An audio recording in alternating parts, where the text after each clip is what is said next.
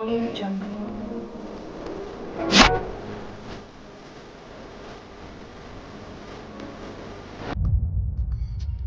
guys, welcome to another episode of the Cyberplug Experience. I'm your host, Prince David, and I'm here with an exciting face. You guys have been seeing him all around, but this is an exclusive interview with the one and only Duski. Let's drum roll. How are you feeling to be on stage today? Or rather on set today? Well, I feel excited. Yeah. I'm sure you're aware this is like the first episode and the first series on content creators exclusive interview, upcoming or rather grassroots. Let's say grassroots. Yes, let's say grassroots content creators in Abuja. The first interview, and you are the one actually launching it. How do you feel to be the first person here? Well, I feel honored. Yeah. Well, you're my G. Who won't be? You get no that person. So, well, let's get straight to it.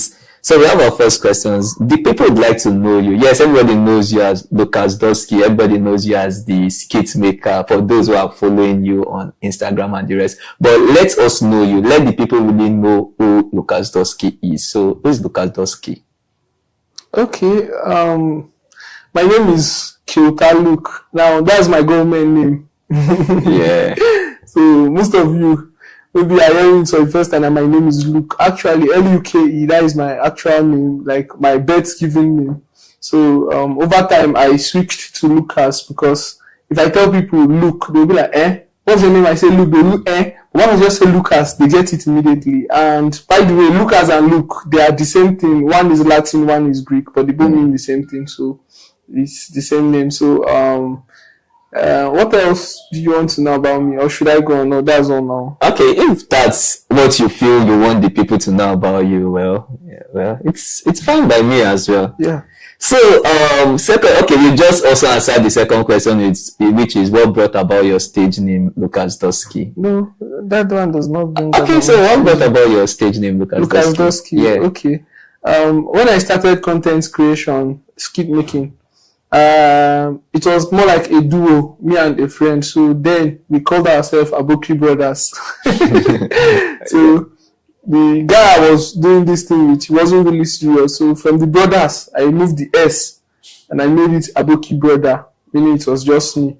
But over time, the name was not speaking for me because once people see a name Aboki Brother, they are expecting me to be speaking with an Hausa accent. Okay. Even if they are watching my skit, they are laughing, but they are expecting an Hausa accent, something like that. So I wanted to change it to something else, something unique. I always loved my name Lucas, so I wanted to use Lucas. But as IG where it be now, Lucas was already taken. So I started searching for names. Lucas Boo, Lucas Love, just Lucas. So I said, no, I don't want my name to have any hashtag, underscore, to have any dot, all those kind of things. So I was like, oh, I'm dark skinned. So how about I look for something that complements maybe my color? And also I checked. I wanted to use Lucas Black, and I said no. Nasty Black is already using Nasty Black now. They have other people that have black in their name. Black boy, Vic, yes, all those kinds of black boys. I was like, no, I don't want to use black. I want my own initial to start. Now, most of you may not know this. Duski means like dark skinned, melanin. So like the word dusk, dawn to dusk. That is where the name Duski came from. So I actually did a research. I saw this on the dictionary, synonyms to like dark skin melanin. That was how I saw Duski, and then I was like, okay, I'll go with this name because the name is not common, and yeah, pretty much after I blew, everybody will start attaching Duski to their name. So I want to be my originator. Nice, interesting. So how does it feel like to be a creator, to be a content creator? In your own world, how does it feel? Like, how do you feel to be a content creator? Well, from my part of this story, content creation, like, it's not been really easy. That is the truth. That is one thing I'll tell you. Be it whether you are in school or you are working, unless maybe you are a stay-at-home kid. Now, why I'm saying this is that if you are in school, you have the struggle of trying to create content while also trying to face your studies. So if you have attempted creating content before, you will know it's not easy. Now, I'm done with schooling, so let me say I'm working right now. I'm a normal person living my life. Now, it's very hard to blend content creation with your normal work life, because I would say I've not gotten to the stage where maybe I'm getting steady flow of cash from content creation. So meaning I have to do other jobs to pay my bills, pay rent, all those kind of things. So it's not really easy working and at the same time trying to create content. Some people in my office ask me, how do you manage to do all of this? I go say, if you know, I no go ask. So it's all about the dedication. So like it's pretty much stressful, but it's stressing you, but you're excited doing it. So that is the sweet thing about it. So it might be stressful, but I feel excited doing it. Once I'm on set shooting skits, like no matter how tired I am, I just feel excited. And once I finish shooting a skit, most of the time I can't wait to even start editing that skit and put it out there just to see the reactions people will get with my ideas. Okay, so you like making people happy. Yes. Okay, so over the years, being a content creator, rather, let me now streamline it to a skit maker. Yes. So over the years now, being a skit maker, what challenges did you have to face, or what are the challenges you are still facing currently as a skit maker? Okay, so one of the major challenges we face, like I won't say okay, let me say one of the major challenges I face is let's talk about housing. Now, I'm not trying to maybe say I'm seeking pity from anybody or anything, but most of us, some of us, we came from rural areas, like areas that maybe they are not that captivating to shoot skits or content with. Now, we are not trying to live fake lives, but most times appealing things are very good to the eye. Sure you get. So sometimes if maybe we want to shoot a skit that involves indoor, we will have to maybe look for a friend and beg them, I beg boss, no vex, we'll use your house. Or sometimes we will have to go and pay for a hotel, apartment, all these kind of things. So those are the major challenges like we face. And then secondly, should I say this or maybe I shouldn't? Okay, like I've been creating content since 2019, and I won't lie you. If you are a content creator, you will know that the best phone for shooting videos is an iPhone. And since then, I don't own an iPhone. So meaning, if I want to shoot videos, I'm limited to waiting to meet some set of guys that I can say, okay, let's like work together.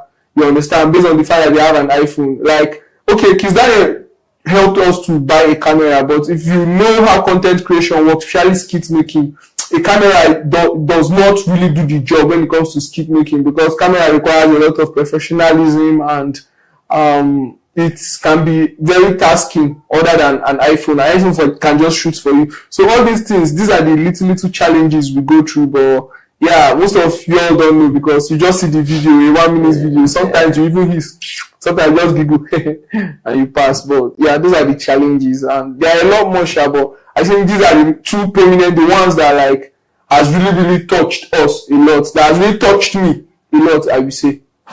Yeah. Okay, so let's go dive down now to family. So do your parents actually approve of you being a skit maker? Like you tell your mom, mommy, this is what I want to do for life, or I'm a skit maker. You get like, do they approve of it?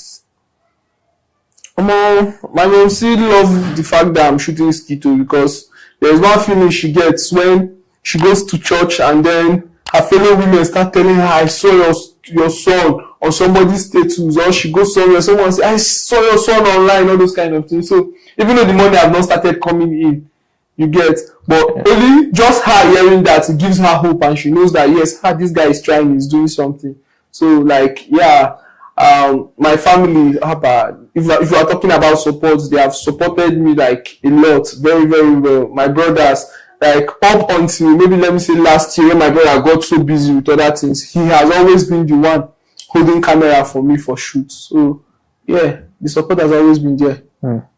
Okay, so when you told your parents, when you told your mom that, okay, this is I'm sure there was a point where you had to tell her that, okay, this is the path you've chosen and this is what you want to do. What was her reaction at that initial stage? At the initial stage, you said it started like 2019, sorry. Yes. So probably that was when you told her about it, I guess, or maybe earlier on when you've gone far with it. I don't know which, but what was her reaction when she first found out that, okay, this is what my son wants to do with his life? From the first time she just saw me doing skits, like, I didn't tell her, she saw it herself online, and she just laughed to it, and then she told me that, in fact, after my first 2 skits, I think the third one I did was with her. Yeah. I don't know if I still have that video. I would have loved you guys to see the video. she was hawking banana, so like you made that hawk banana to shoot the skits. Yes, really? And she happily did it. Interesting. Yes. She has always been a believer. We'd like to see that particular clip. I don't know. Maybe you'll share it with us. Sure, I will. Right. Okay. Thank you. So let's go down to, okay, yes, you made mention of Kiss Daniel. You've done some short movies, but the first one I'm aware of that I know you've done one before that one, but the one that really came up properly was Project Toast. Yeah, so how did you feel completing a task like that, and when you got to your timeline and you found out that Kiss Daniel was on your page and he was like he was willing to support you for the Project Toast, how did you feel about it? Well, really, when it comes to talking about Toast, it was not something we expected, we had an idea, we just really wanted to put it out. I will always say I'm grateful to this guy sitting next to me, because please. When we started this project, you can ask him, the only thing I had when we started shooting Toast was just a tripod stand. Imagine saying you want to make a movie and then the only thing you had was a tripod stand. We only know we had the idea in our head, and apart from that idea there was nothing else. The movie required a house, a car, it required a lot of things, but we had only a tripod stand, and I have to say I'm grateful for friends and family who really helped us to push through. So we were able to manage this shooting for close to 4 months. We were shooting. Now this is something that was not supposed to take up to this amount of time. Assuming maybe we had phones and all, but then it took this time because we had casts that were working, we were not paying them. These guys are our friends just coming in to help us. And sometimes if we fix a date for shoot, we realize that camera we are getting is not available, we'll have to cancel it and move it. So there were a lot of ups and downs. So the struggle was a lot. We were able to complete the interior, so we had exterior. Now that exterior, the budget for exterior was way too much.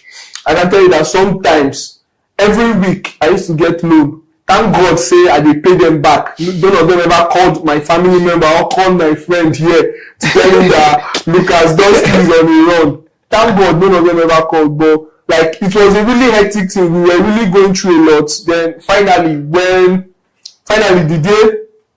the day I just came on my timeline and I saw that Kiss Daniel were willing to support this project. Wow, I shed tears. That is just the truth, because considering all we've gone through, I could not really explain. That was just more of a miracle. And the day we finally finished everything,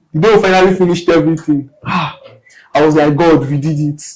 But do you know the funny part? After doing it, I still ask myself one question. So you just crushed one goal. What's next? Yeah, speaking about what's next, then you guys went on to shoot another short movie. Yes. Yeah, I really didn't follow up on that one though, but on Instagram I saw that it really made waves in terms of, it was like a competition, yeah. Yes. And you guys became one of the top 4.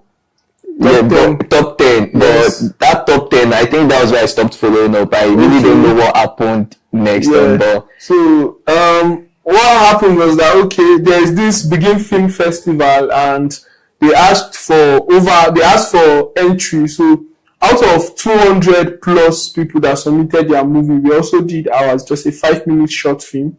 And first off, we were shortlisted to the top 30, and then secondly, we were also shortlisted to the top 10. Yeah. So we made the top 10. So at the end, they announced the first, second, and the third position.